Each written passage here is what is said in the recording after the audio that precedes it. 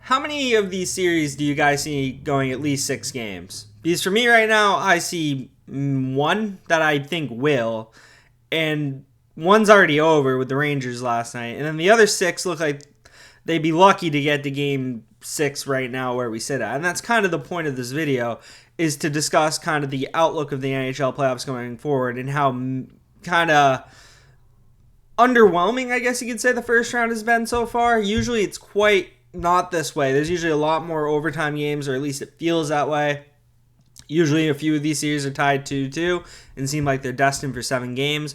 Right now, none of them seem like they're destined for 7 games. And that's kind of the point of the video today and what I want to talk about. I want to talk about next round, what we're looking at, along with what we've seen this round. Kind of more broad, not as deep, just a quick little touch on every series and where we're at.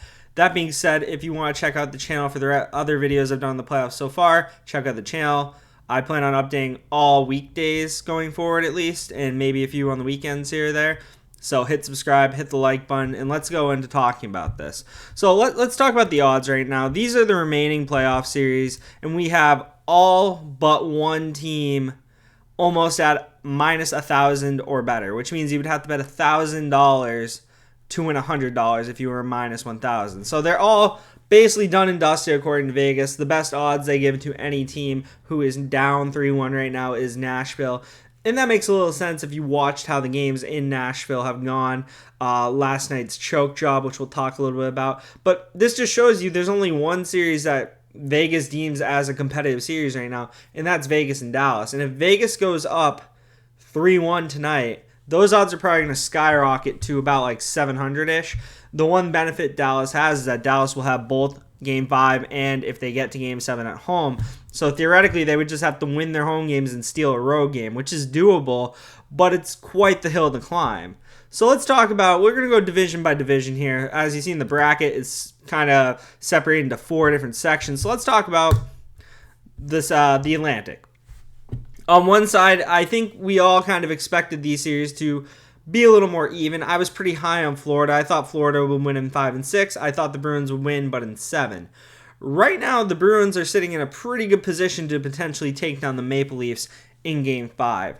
Now, I will say there's been 2 times where the Bruins have been up 3-1 on the Maple Leafs in the playoffs in the last decade, and it has gone to Game 7.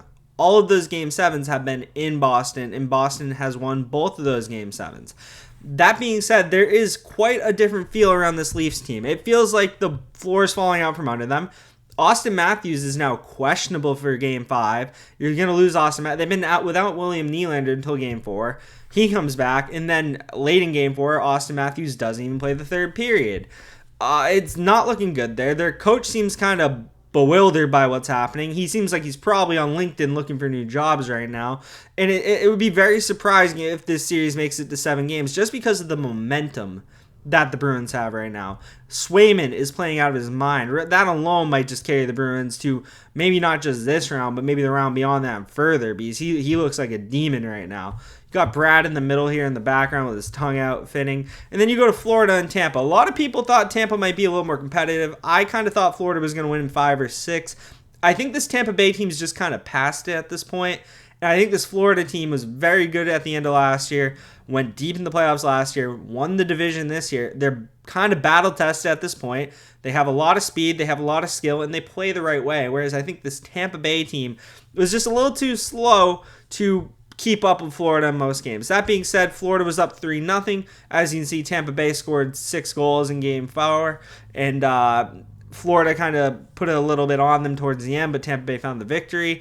That being said, it's hard to see Tampa Bay going any further. That being said, we're going to be set up for a rematch of last year's first-round matchup of the Florida Panthers and the Boston Bruins, this time the Florida Panthers having the home ice advantage. So that's going to be an interesting series. I personally am a Bruins fan, but I would probably lean the way of Florida in that series just because I think they're a little bit faster and a little bit better. But that being said, if Jeremy Swayman plays out of his mind like he's been playing, it just might be a Bruins series. But that's just one division. Let's go to the next one. We have the New York Rangers, who have already punched their ticket to the second round.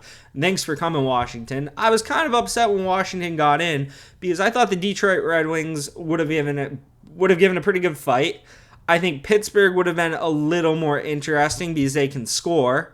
Washington cannot score. What is this? 4, 5, 7 goals in 4 games. They're averaging under 2 goals a game. Shesterkin played pretty good in the first round series. That being said, I'm not putting too much stock, in my opinion, of New York in this series. I'm still kind of favoring Carolina to come out of this bracket, or this sub-bracket of 4 teams here. But let's shift to talking about Carolina, because I don't think there's any point in talking about New York much more. They kind of did what we thought they would, which is good. We thought they'd do this. They did it.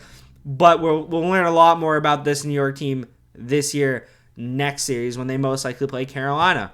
Carolina jumped out to a 3-game lead, and it looked like they were going to sweep them, but then the Islanders scored a goal late, and then they scored an overtime winner to force Game 5, which will be in Raleigh.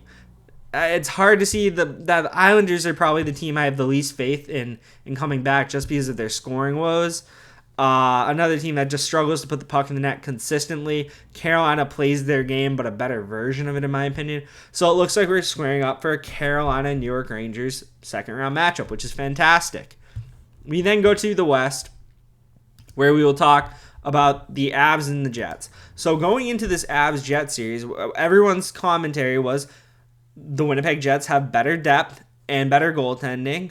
Colorado has the monster first line. They have a Rantanen and McKinnon. They have Cale Makar, top-heavy team. But the Jets, with their depth scoring and Connor Hellebuck, may be able to grind it out and win. Yeah, they can't stop Colorado. Colorado looks like a wagon right now. They look like they could go all the way based off what they're doing to the Jets right now. They're finding form at the perfect time, and you get off the tracks when a freight train's coming at you, and Colorado looks like they could be gearing up to be a freight train again. Also, Connor Hellebuck, not the best performance. They pulled him going into the third period in yesterday's game, and they put in Brossoit. It's really hard to see Winnipeg stopping this Colorado team, because Colorado's put up 7, 5, 6, and 5 for goal totals in each game. That is a total of 23 goals in 4 games. That's over almost 5. That's over 5.5 goals per game. If Winnipeg can't solve that, which it doesn't look like they can, they're going to be out of here in probably 5 games, maybe 6 if they're lucky. We then go to the one series that has hope of being competitive, and that's the Vegas Golden Knights and the Dallas Stars. Now, Vegas won a tight game 1.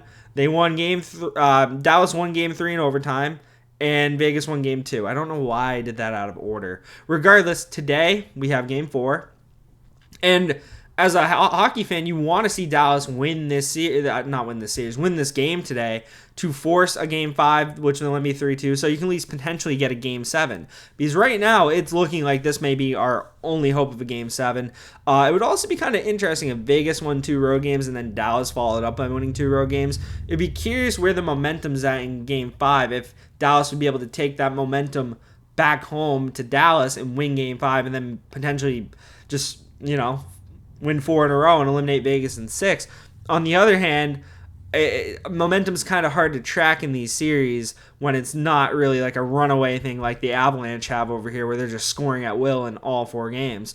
I could easily see Vegas winning tonight. I could also easily see Dallas winning tonight. And for the sake of hockey, I hope this one goes 7, but we will see. Also, Logan Thompson has been playing fantastic. And Jake Ottinger could he could play a little bit better, but luckily only 2 goals against in last game. So hopefully Dallas can force game 7 for the sake of hockey. We then go to the last section of the bracket, which is the Pacific Division, and we might be gearing up for an Oilers Canucks series, which I think would be fantastic. Personally, as a fan who is on the East Coast and doesn't get to watch as much West Coast hockey as I do East Coast hockey, the Nashville Predators and the LA Kings are not the most interesting teams in the world. They both play defensive hockey. They both have good depth scoring. The Kings have a bit of excitement in terms of depth. I will say, though, maybe the most exciting player to watch of those 2 teams is Philip Forsberg, who had a phenomenal year and had that sick goal early in the series with the tight hands and tight. And this real story here today from this section is, well, there's actually, I guess there's 2, but Nashville's choke yesterday. They were up 3-1 towards the end of that game. Or 3-2. No, was it 3-1? Regardless, I think it was 3-1.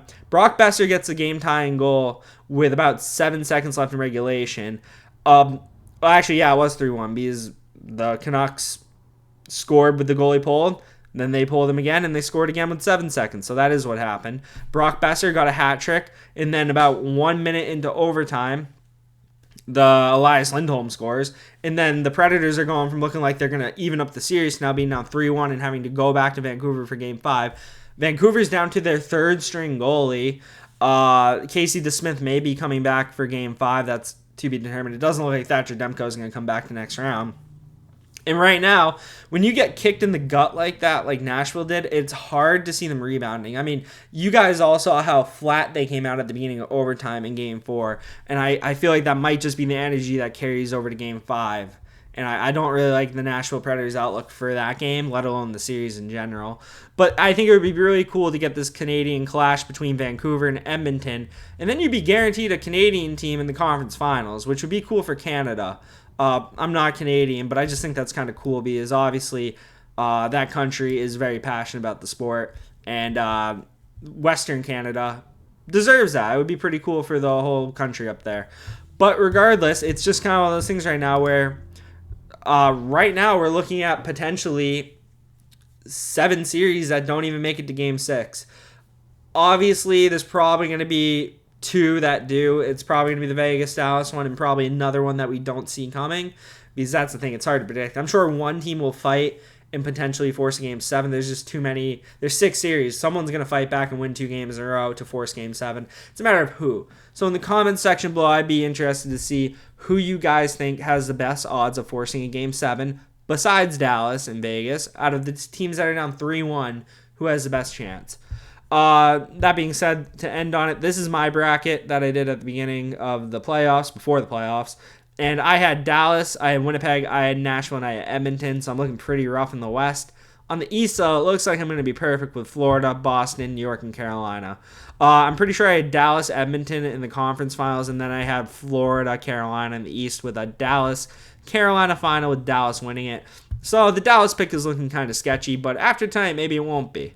Thank you for watching. If you've gotten to this point in the video, hit like, hit subscribe, and I'll see you in the next video. Have a great day.